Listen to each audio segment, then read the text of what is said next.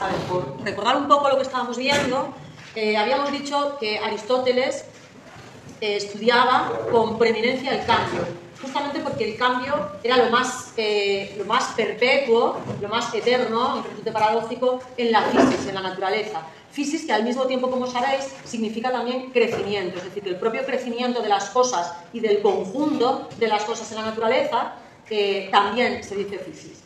Bueno, para estudiar el cambio lo veíamos de varias maneras. Por un lado, pues habíamos estado señalando lo que hacía falta, los tres elementos que hacían falta para que se produzca un cambio, ¿no? Y veíamos que hacía falta un sustrato, una pérdida y una adquisición. Pero antes también comentábamos que había fundamentalmente dos tipos de cambio. Bueno, veíamos como dos clasificaciones, una un poco más irrelevante, que era entre el cambio natural y el cambio artificial. Digo más irrelevante por el momento, para lo que nos interesa por el momento. Y en este caso veíamos cómo, bueno, pues había cambios que son naturales, que se producían solos, decíamos, bueno, que siguen el curso de la naturaleza, y otros artificiales que por lo general pues van a ser propiciados por la acción humana y que cambian el curso de la naturaleza, como por ejemplo puede ser pues desviar un río, ¿no? El cauce de un río. Entonces cambian el cauce de las cosas. Bueno, pero fundamentalmente veíamos que había cambios sustanciales, cambios que afectaban a la sustancia, a las diferentes sustancias susceptibles de sufrir un cambio. Esas sustancias decíamos que en lingüística, en vuestros estudios de sintaxis, son sustancias las que pueden hacer de sujeto. Las que pueden hacer de sujeto sin necesidad de que hagamos este artificio de convertir cualquier cosa en un sujeto poniéndole el delante. Estar debajo de la mesa. El estar debajo de la mesa es tal cosa. Sin ese artificio, estas cosas que vemos como existenciales, cosas que existen, que no son lo que predicamos de algo, ¿no? No es como ser verde con puntos amarillos, ¿no? Eso ya es lo que predicamos de otra cosa. Sin embargo, estas cosas que pueden hacer de sujeto sin artificios son las que son sustancias, ¿no? Que existen por sí mismas, no como accidentes. Bueno, cuando se afectaba la sustancia misma, hablábamos de un cambio sustancial que además era un cambio profundo, ¿verdad? Y entonces decíamos que actualmente ese tipo de cambio sería el de muerte y nacimiento, en el caso de cosas vivas, el de aparición y desaparición, construcción y destrucción cuando eran productos artificiales, pero que también incluía, como había dicho vuestra compañera, las metamorfosis, ¿no? Y en estos casos decimos que la cosa pierde su identidad y adquiere otra, y entonces adquiere otra forma, que esto lo vamos a explicar hoy. En el caso de los cambios accidentales, decíamos que los accidentes coinciden, más o menos, con los complementos circunstanciales que vosotros veis también en la sintaxis en lengua. Y entonces, con Aristóteles veíamos 9, algunos de los cuales coincidían tal cual, veíamos pues el de cantidad, cualidad, tiempo, lugar que tenía que ver también en el sentido de localización, de traslación, porque luego veíamos otros, ¿no? Que eran modales como es la posición, la relación, la acción y la pasión. Bueno. Entonces, cuando se trata de un cambio accidental, ya no afecta a la identidad completa de la cosa, ¿no? De la que sufre el cambio, sino a alguno de sus aspectos, ¿no? Alguna de sus cualidades o simplemente el lugar en el que se encuentra, ¿no? Aspectos circunstanciales, accidentales, que no modifican la naturaleza, ¿no? La forma, la esencia de ese sujeto, sea una persona o sea una cosa, que sufre el cambio. Bueno. También decíamos que para seguir estudiando el cambio, pues necesitábamos ver 4 causas que concursan las 4 para propiciar un cambio, pero que eran diferentes aspectos desde los cuales podíamos analizar cuáles eran las causas de ese cambio que pueda ser simplemente la aparición de un fenómeno, ¿no? Entonces, entender que cuando la ciencia estudia un fenómeno concreto o cuando la filosofía estudia transversalmente los conceptos científicos para generar una idea, pues se está tratando de comprender algo que ocurre, ¿no? Comprender un fenómeno, comprender una relación entre varias variables. Bueno, para eso tenemos que ir a las causas de ese cambio que propicia ese fenómeno. Entonces veíamos una que era la causa material y que entonces tenía que ver con aquellos materiales, ahora podríamos decir elementos químicos, etcétera, que nos permiten o que permitieron la producción de esa cosa, la producción material, pero que incluye no solo materias tangibles, sino también, por ejemplo, la electricidad, ¿no? Bueno, pues, o el calor, cualquier cosa de tipo material, que físico, en principio, o no solo físico, vamos a poner en principio físico, que va a permitir o que va a formar parte elemental de ese fenómeno o de ese cambio que queremos estudiar. Otra causa formal que decíamos más importante para Aristóteles entre estas dos, ¿no? Si hablamos de la material y la formal, más importante. No más importante en el sentido de que haya que despreciar o descuidar la material. Más importante solamente desde el punto de vista del conocimiento, en el sentido de que Aristóteles la considera más esencial. Considera como que cuando investigamos la causa formal, estamos investigando más en profundidad la esencia de ese fenómeno. Lo estamos comprendiendo de una forma más profunda que a partir de los materiales o de los elementos materiales que la conforman. Lo cual no quiere decir que abandonemos una en favor de la otra. Simplemente que la causa formal nos lleva más directamente a averiguar de qué se trata eso que estamos estudiando. Después hablábamos de una tercera, que era la causa eficiente, y que nos hacía referencia al agente, ¿no? Al dispositivo del cambio. El agente, cuando es una persona, porque estamos hablando de un cambio artificial, ¿no? Que entra dentro, pues, de las acciones técnicas o tecnológicas del ser humano, pues entonces ahí está muy fácil. Cerrad la puerta, por favor. Entonces ahí está muy fácil porque es el agente, ¿no? El que lo hace, el que va y da el clic al botón para hacer ese cambio, al botón o lo que sea que haya que hacer para producir ese cambio. Pero también tenemos que tener en cuenta que esa causa eficiente, ese agente del cambio que hay que buscar, puede ser impersonal, ¿no? Obviamente, ninguna persona hace la lluvia, de momento. Entonces, cuando hablamos de algo así, como un fenómeno atmosférico, pues el agente del cambio va a ser algo impersonal, pero que podemos detectar, o que podemos investigar, o que podemos rastrear también, ¿no? Es como si fuera lo que decíamos, el dispositivo, el detonante, ¿no? Que genera una tormenta, por ejemplo. ¿Cuál es el detonante? Bueno, estábamos ya en la última causa final. Este rotulador que nos dieron escribe regular. Bueno, causa final, que decíamos, necesita un poco de una desambiguación, más que una desambiguación, necesita que veamos que bueno, la interpretación queda un poco abierta acerca de lo que es esta causa final. Entonces, no sé si lo dijimos ayer, por si acaso lo recuerdo, daros cuenta que los textos de Aristóteles, como todos los de la antigüedad griega, fueron recuperados en un momento posterior. Entonces, las traducciones que a nosotros nos llegan, que hicieron las diferentes escuelas, la árabe, que conservó los textos, luego también escuelas medievales, cristianas, pero también cristianizantes, de Platón y de Aristóteles, es decir, que también, bueno, lo tradujeron a su lengua. Ya sabemos que siempre hay alguna descompensación, ¿no?, en la traducción de palabras de una lengua a otra, sobre todo cuando vienen de diferentes raíces, ¿no? Y luego, además, cuando nosotros hacemos una traducción, por ejemplo, cuando vosotros hacéis una traducción del inglés, bueno, pues podéis usar varios sinónimos, ¿no? Pero siempre los sinónimos, o casi siempre, tienen un matiz. Y al final, ¿cuál vais a usar? Pues seguramente el que es más acorde a la interpretación que vosotros queréis hacer. Y que por lo general suele ser la que interpreta a un pensador clásico de la forma más parecida, como tú piensas. Pero daros cuenta que cuando encima se trata de una lengua muerta, como es el griego antiguo, se dificulta más y queda más abierto, ¿no? Tanto es así que a día de hoy se corrigen algunas traducciones, ¿no? A la vista de que, bueno, pues a la vista de hallazgos, incluso de hallazgos culturales, que van a cambiar el significado de unas palabras, ¿no? Cuando se trata de una lengua muerta, decíamos, hombre, pues es más complicado porque no tenemos un interlocutor vivo de ese otro idioma con el que podamos, pues a lo mejor, discutirlo, ¿no? Y llegar a acuerdos más fácilmente. Bueno, entonces decíamos que la causa final, claro, tiene que ver con el fin, con la finalidad o con el fin, que se llamaba, lo sabíais por el año pasado, que se llamaba telos en Grecia. Bueno, este telos se puede traducir como fin o finalidad en el sentido de objetivo, como meta, objetivo, que nos tienes, objetivo, meta. Poner las dos cosas para que tampoco parezca que sea objetivo en el sentido de que algo es objetivo, que no sea como un adjetivo que cualifica la perfección, sino un objetivo que una persona se marca, o un animal, lo que fuera, como en tanto que meta, ¿vale? Y entonces, ¿qué pasa?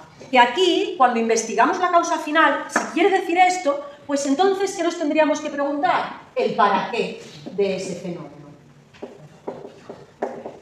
Pero además, el para qué en un sentido como motivacional, o por lo menos es lo que parece, ¿no? Lo explicamos un poco mejor. Claro, si la causa final, esa causa teleológica, de telos teleológica, está haciendo referencia a un objetivo, a una meta, pues entonces, ¿esto qué quiere decir? Que está haciendo referencia como a una visión utilitaria, ¿no? Porque claro, yo qué sé, la electricidad, por ejemplo, ¿la concebís como una cosa capaz de marcarse metas o de que tiene objetivos? No, ¿verdad? Porque no es una conciencia, vamos, hasta donde sabemos, no es una conciencia pensante.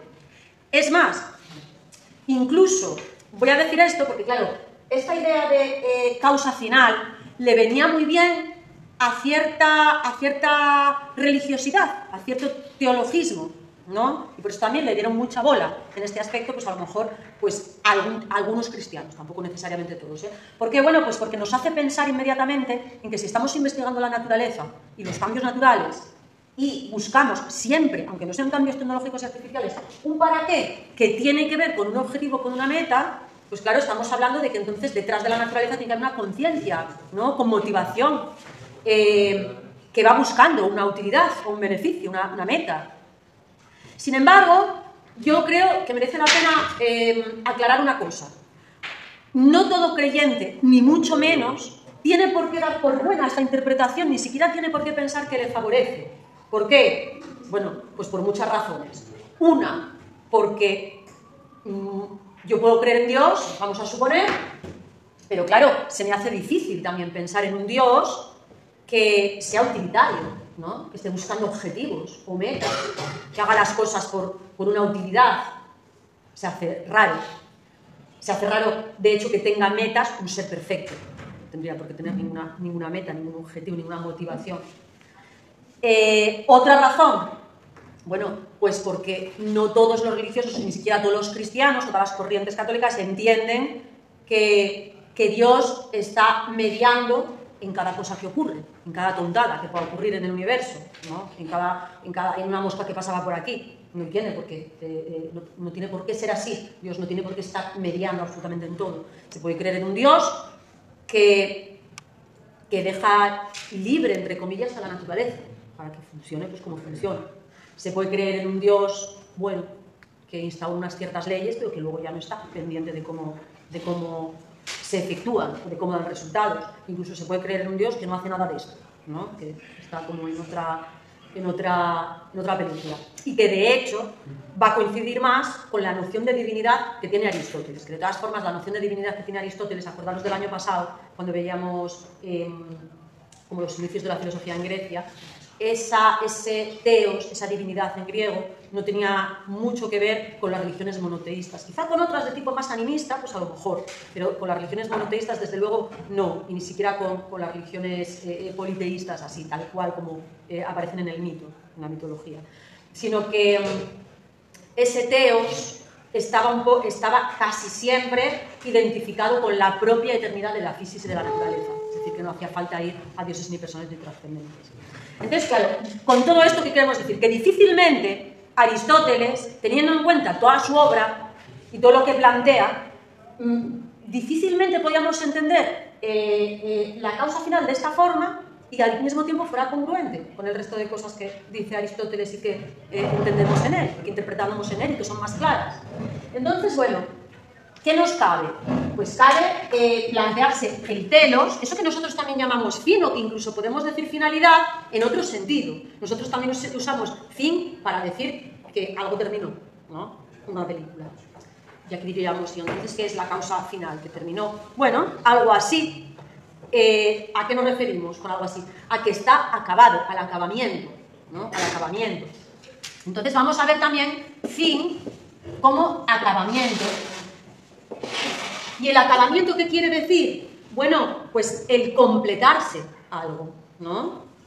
Hace referencia al proceso en el que una cosa, una mesa, una persona, un ser vivo, se completa. Imaginaos que, por ejemplo, estemos hablando de las causas de un cambio muy sustancial, que es el nacimiento de un ser humano, por ejemplo, y entonces la causa final, ¿con qué tendría que ver? Con el acabamiento, es decir, con el momento en que ese feto está preparado para salir afuera, ¿no?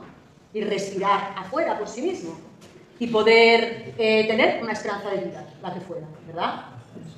Entonces, el acabamiento, la completud de un proceso, pues también es fin, telos o finalidad. Y entonces nos estaríamos preguntando el para qué. Bueno, podríamos mantenerlo en cierto sentido, pero no sería el para qué de para qué nace ese niño, sino sería más bien qué condiciones se tienen que dar para que ese niño nazca, y nazca vivo con esperanza de vida. ¿Qué se tiene que dar? ¿Qué se tiene que haber completado en él? ¿No? ¿Qué rasgos se tienen que haber formado para que pueda vivir de manera autónoma entre comillas? Y entonces ya la cosa cambia. Además cambia sin que uno y otro sentido estén completamente inconexos, por supuesto. Cuando hablamos del acabamiento, pues es algo que está implícito también, lo que pasa es que es más amplio. La finalidad como acabamiento permite hablar también de procesos naturales, donde no hay una motivación, ni una conciencia, ni una voluntad que quiera algo, llegar a algún punto. Pero, por ejemplo, cuando vosotros os imagináis alguna finalidad o meta que tenéis, sí que incluís también este sentido, ¿no? Porque al fin y al cabo, cumplir con una meta es terminar un proceso. Si uno tiene, por ejemplo, la meta de acabar el bachillerato, ¿no? Pues, hombre, implica acabarlo y implica pensar en qué condiciones se tienen que dar para titular, ¿verdad? Pero lo mismo pasaría si uno quiere convertirse, pues, en un virtuoso del fútbol. Pues lo mismo, ¿no? Está buscando, tiene una motivación, un para qué hace las cosas, para qué entrena de tal y tal manera, pero al fin y al cabo está buscando también como un acabamiento, un perfeccionamiento de sus habilidades, ¿no? Entonces, más bien, este sentido es el que tenemos que adjudicarle a Aristóteles. Y dicho sea de paso, porque a veces puede salir en la selectividad, ya sabéis que la habla de la selectividad, como saben en cada momento, o en cualquier otro texto que os podáis encontrar filosófico, pues hay veces que aparecen escritos que critican, esto lo podéis encontrar mucho, por esta confusión, escritos de filósofos, incluso bien reconocidos y bien rigurosos, como es, por ejemplo, Bertrand Russell, un filósofo ya del siglo XX, que cuando habla de Aristóteles y cuando habla de la concepción del conocimiento y de la ciencia en Aristóteles, critica de él esta causa final. ¿Por qué? Porque entiende lo primero. Entiende que Aristóteles está incorporando en el estudio de la naturaleza, y por ejemplo así en la física o en la biología o en la química o en las ciencias que fueran apareciendo sobre la naturaleza, que está animando como a investigar un para qué de tipo conciencia intelectual que la naturaleza tuviera, ¿no? Como que la naturaleza fuera persiguiendo algún tipo de fin. Y entonces, claro, Russell, que es un contemporáneo, o incluso Descartes, si nos vamos mucho más atrás, que son modernos y que están como al lado de la revolución física del siglo XVII, pues criticaban también esto de Aristóteles. Pero claro, nos tenemos que dar cuenta de que esa crítica, si os aparece, entenderla de esta manera, entenderla como una mala interpretación de la causa final. Porque, como ya veréis, no es congruente con Aristóteles pensar que él piensa esto, como que la física tiene una voluntad y que va buscando utilidades y que es como una conciencia o como una cosa así. No tiene sentido. Y mucho menos en los pormenores de cada cambio, de cada suceso, de cada fenómeno que aparece en la física. No. Entonces vamos a entenderlo de otra manera, pero nos recordamos que se la interpretó también de esta manera, aunque sea para criticarlo cuando nos salga un texto de ese tipo. Bueno, con esto pues quedarían vistas las 4 causas que conciernen al estudio de cualquier fenómeno de la naturaleza, de cualquier cambio que propicia un fenómeno o lo modifica de otra forma o lo reorienta en la naturaleza. O sea, lo que hay que estudiar, cualquiera de las ciencias en las que nos podamos implicar. Vale, vamos a ver entonces... me quedo deciros, de entre la causa eficiente y la causa final, pues también Aristóteles va a dejar bastante claro que le da una preeminencia a la causa final. Pero lo mismo que decíamos antes, no quiere decir que no haga falta investigar el agente o el detonante de un fenómeno. Quiere decir que, bueno, que la causa final, esas condiciones que hablan del acabamiento de algo, esas condiciones que permiten que un niño nazca, por ejemplo, pues nos van a hablar más profundamente, más directamente de la esencia de ese recién nacido, de ese ser humano, que el agente, que el dispositivo que puso en marcha pues la posibilidad de que, o sea, la aparición, el embrión humano. Bueno, vamos a seguir, vamos a orientarlo todo desde la perspectiva del cambio. Entonces, vamos a ver también el cambio formulado por Aristóteles de una manera más. Decía así: el cambio es la actualización de una potencialidad o de una potencia. ¿De una potencia de qué? De un ente. De un ente. De una cosa, un fenómeno. ¿De la potencia de un ente? Sí. A ver, en verdad sería, el cambio es la actualización de una potencia. Sin más, nosotros ya cuando nos lo explicamos, pues bueno, ¿de una potencia de qué? Pues de una potencia de algo. Lo vamos a explicar ahora, porque justamente esto nos da paso para ver un binomio que es muy tradicionalmente estudiado, como muy reconocido dentro de lo que son las ideas y los conceptos aristotélicos, que son el de acto y potencia. Hombre, cuando vosotros leéis esto, pues ya os estaréis imaginando, pues sí, el cambio es la actualización de una potencia, es decir, es la efectiva, el efectivo darse, ¿no? La efectuación real en la actualidad de algo que antes era solo una posibilidad, ¿no? Entonces, visto así, pues el cambio es la actualización de una potencia, algo que era una posibilidad, una virtualidad que existía en el universo, o que era una posibilidad de desarrollo para un individuo, para una cosa, pues se da, se efectúa.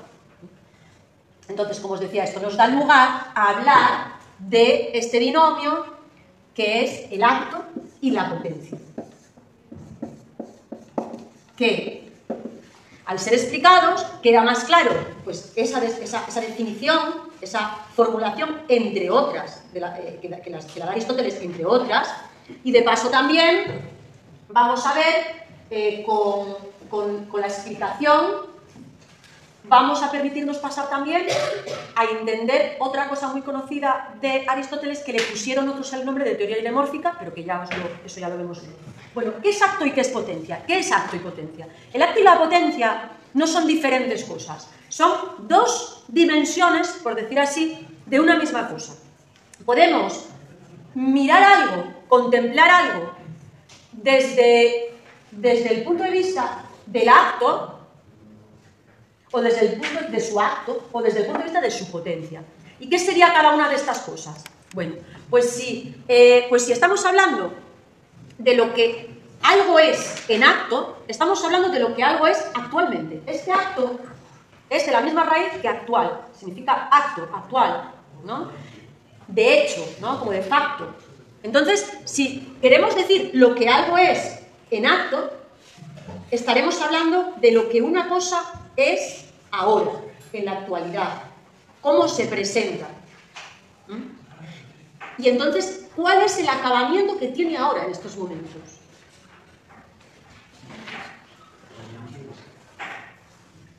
Y bueno, este acto, que es pues la actualidad de una cosa, se le decía en griego energeia.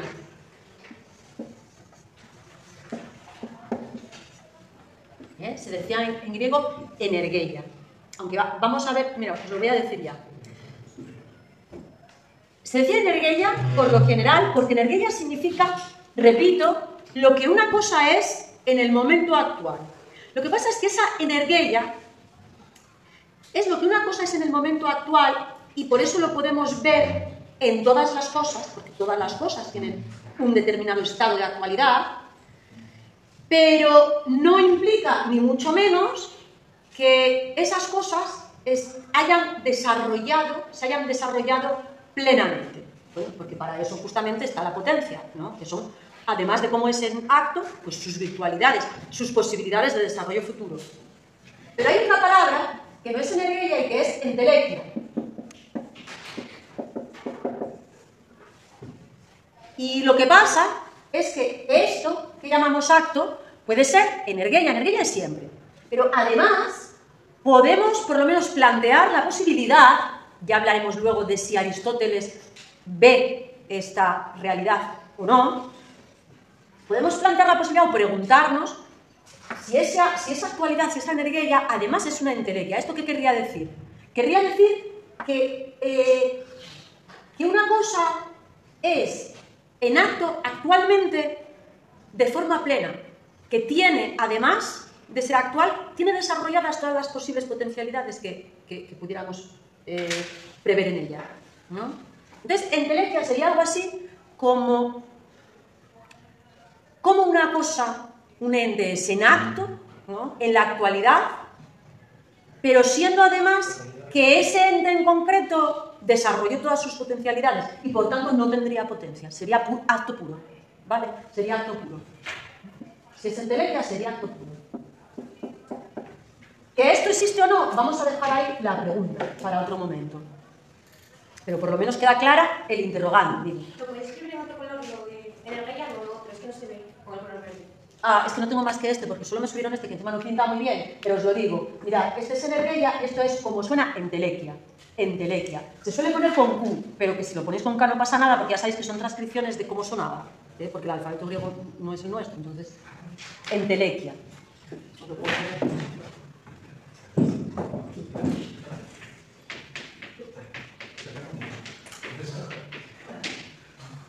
Si algo no se entiende, preguntarnos.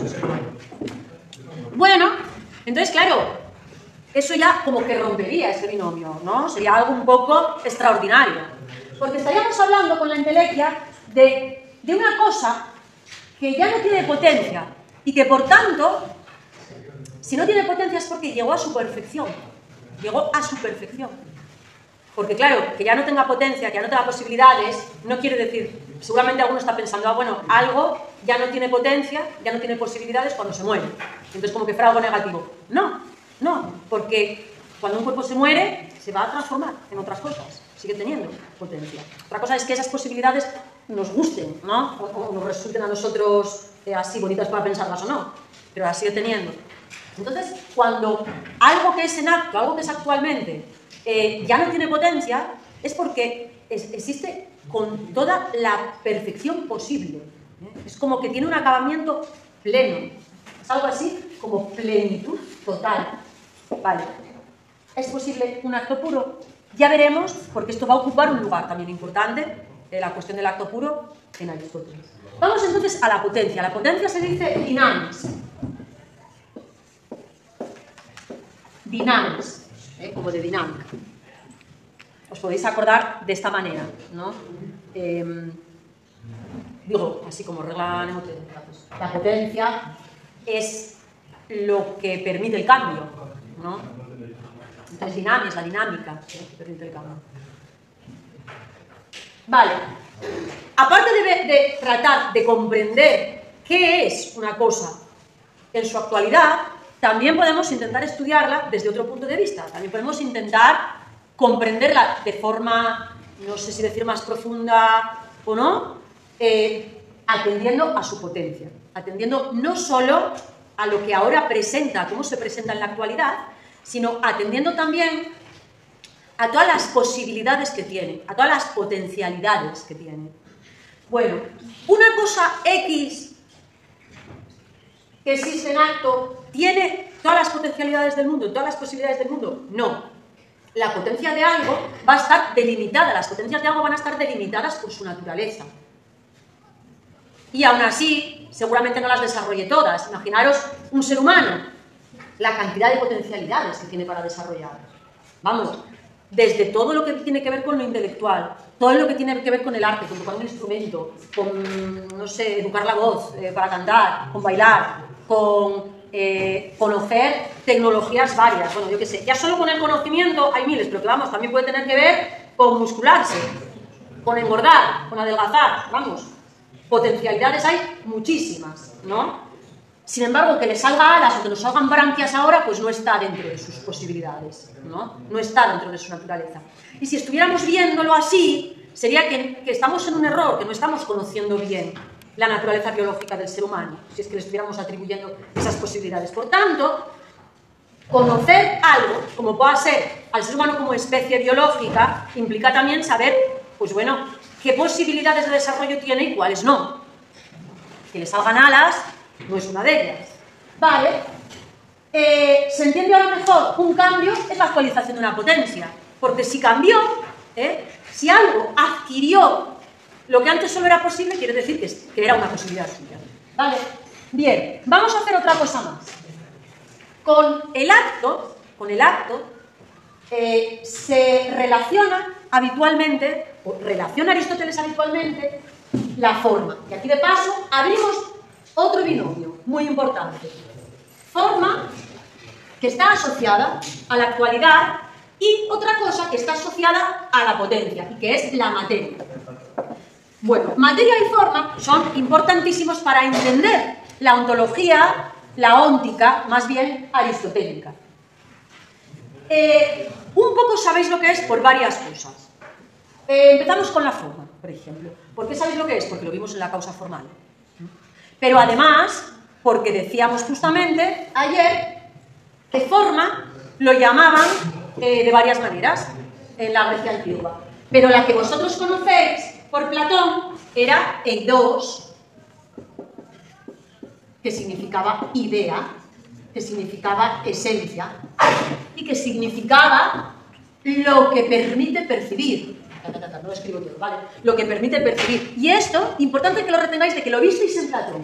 Forma, se dice eidos, y significa idea, esencia, lo que permite percibir. Y para Platón tenía mucha importancia porque estas formas o ideas existían autónomamente, por sí mismas. Y de forma inmaterial, sin la materia, ¿no? De forma material existían, bueno, pues en las copias, digamos, ¿no? Además de decirse eidos, también se puede decir morfé. Morfé, lo podéis escribir con PH, lo podéis escribir con F, no pasa nada. Bueno, pues la forma es esto. Si lo entendimos ayer cuando explicábamos la causa formal y lo entendimos en Platón, pues ya está, lo entendemos. Aristóteles es alumno suyo y sigue refiriéndose a lo mismo. ¿Cuál es justamente la diferencia? La estábamos un poco apuntando ahora, que mientras que Platón hablaba de alguna manera de la forma, de las ideas, como entes que podían existir o subsistir sin la necesidad de que en el mundo sensible estuvieran corporalizadas en algo, concretadas, en ejemplares, que por ejemplo podría existir la idea de ser humano sin falta de que existieran seres humanos concretos materiales, ¿verdad? Vale. Sin embargo, para Aristóteles, la forma y la materia siempre van juntas. Y a esa afirmación de que materia y forma siempre van unidas, se la conoció después como teoría hilemórfica.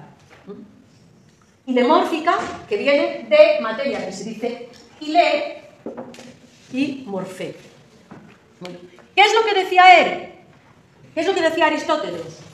Que si bien conceptualmente cada uno de nosotros puede distinguir, y él mismo, y por eso lo estamos viendo así, lo que es la forma y lo que es la materia, lo mismo que podemos distinguir alma y cuerpo, podemos distinguir un dolor del alma, que sea una tristeza, de un dolor de que me duele un dedo de un pie, ¿no?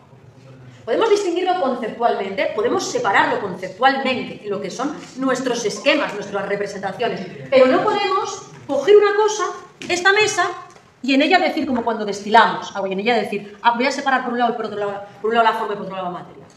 Eso no se puede hacer. Entonces, quiero decir, en el ámbito del conocimiento podemos distinguir la forma que hace referencia a esa esencia, ¿no?, que me permite a mí reconocer esta mesa como tal, pero que me permite también reconocer otra que es de otro color y de otro material, etc., etc., y que está en otro sitio, también como mesa. Y otra cosa es la materia de esta mesa concreta, pero no podemos separarla. Claro, eso implica varias cosas. Eso implica también que en Aristóteles en el conocimiento, aunque se puedan separar, lo que él va a decir es que conocemos primero los ejemplares concretos. Es decir, conocemos primero las cosas. Las cosas que dice él siempre son compuestos de materia y forma indisolubles. Compuestos de materia y forma en los que esa materia y esa forma son indisolubles, no se pueden separar. ¿Vale? Entonces, ¿esto qué quiere decir? Que en el conocimiento sí los podemos separar, pero que para poder llegar a encontrar en el conocimiento cuál es la esencia de algo, de un gato, primero vamos a tener que conocer varios gatos concretos. ¿Se entiende, no? Varios ejemplares. Bien. ¿Tenemos tiempo? ¿Qué hora es? 27, pero nos da tiempo a una cosa rápida, veréis. Porque esto es muy fácil. Materia. Bueno, ¿qué es la materia? Lo visteis también por la causa material, y además, en el mundo sensible, para que algo se corporalice, se fisicalice, hace falta una materia. Bueno, dos cosas. Se pregunta Aristóteles, ¿puede existir una forma que sea forma pura? Vamos igual que con el acto y con la potencia. Escuchad, por favor, no da tiempo a acabar. Escuchad. ¿Puede haber una forma sin materia? Pues va a decir, no, eso en todo caso lo pensaría Platón, mi maestro. Yo pienso esto que acabamos de explicar. Vale, y por lo menos en general, si hay excepción ya lo veremos, porque tendrá que ver con esto del acto puro. Un acto puro, para ser acto puro, tiene que ser también algo inmaterial. ¿Por qué? Porque la materia tiene que ver con la potencia, la forma tiene que ver con la actualidad de las cosas. La materia tiene que ver con la potencia, ¿por qué? Porque no imaginamos nosotros que la materia es aquello que se puede modelar, no la imaginamos ya como algo más maleable, más moldeable, que puede adquirir una forma u otra, ¿sí o no? ¿Se entiende esto, no? Vale. Lo que pasa es que esa materia, que podemos decir, bueno, esta mesa puede estar hecha de madera, de oro o de corcho. Y entonces, hombre, cabe preguntar, que ya os lo estaréis preguntando, bueno, sí, es verdad que el oro, la madera, etc., están funcionando como materia, pero eso quiere decir que no tienen una forma ya también, porque el oro no es lo mismo que la madera, ¿verdad? Es decir, tiene una definición, tiene una esencia, es una cosa y no otra. Vale, dice Aristóteles, y con esto vamos a hablar, dice Aristóteles, las materias que nosotros vemos son materias segundas. ¿Qué quiere decir? Materias que tienen una forma. ¿Esto qué quiere decir? Que lo que funciona como materia, en un grado, es relativo. El oro funciona como materia de este anillo, o el acero funciona como material de este anillo, pero eso no quiere decir que no tenga una definición clara y que no sea algo determinado. Es una materia segunda. Aquí lo tomamos como materia porque no fuimos a cogerla a la mina y la fundimos y no sé qué. Decimos, bueno, pues está hecho de oro. Ahora bien, la pregunta es, ¿y hay una materia primera, una materia prima, la materia prima de todas las materias primas? Se pregunta Aristóteles. Y dice, bueno, verla no la vamos a ver. Lo que sí podemos es suponerla a la base de todas las cosas, ¿como qué? ¿A qué os recuerda esto? De los presocráticos. Pues al apeiron de Anaximandro. Si lo vemos como el apeiron de Anaximandro, es el gran reciclador de donde todo surge, a donde todo vuelve, pero que no nos lo encontramos por ahí, ¿no? Pues si lo imaginamos así, la materia primera podemos decir, bueno, quizá existe, pero no separada, ¿no? Sino a la base de todas las cosas. Y ya con esto es lo que...